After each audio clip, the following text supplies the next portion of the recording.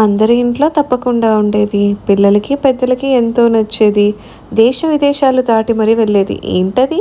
ఆవకాయ అండి. ఆవకాయ పార్ట్ 1లో ఎండావకాయ ఎండబెట్టడం చూద్దామన్నాను కదా! ఆవకాయ కలిపేసుకుని మూత పెట్టిన తర్వాత 5 రోజులు గానీ, 9 రోజులు గానీ పిండిలో ముక్క బాగా ఊరనివ్వాలి. సో, పిండిలో మామిడికాయ ముక్కలు బాగా ఊరిన తర్వాత పిండిలో నుంచి మామిడికాయ ముక్కల్ని ఒక బేసన్లోకి వేరు చేసి పెట్టుకోవాలి. ఎంత ఎండగా ఉందో చూసారా?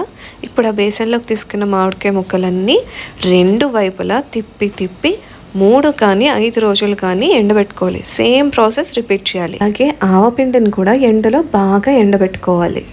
ముక్కలు బాగా ఎండిపోయిన తర్వాత మళ్ళీ పిండిలో కలిపేసుకోవడమే. అంతే, బెల్లం ఆవకాయ అనే ఎండావకాయ రెడీ. వేడి వేడి అన్నంలో నెయ్యి వేసుకుని ఆవకాయ కలుపుకొని తింటే ఉంటుందండి. ఆహా, సూపర్ అబ్బా అనాల్సిందే. లేట్ ఎందుకు, మీరు కూడా ఆవకాయ అన్నం కలుపుకొని తినేయండి. Thank you so much for watching.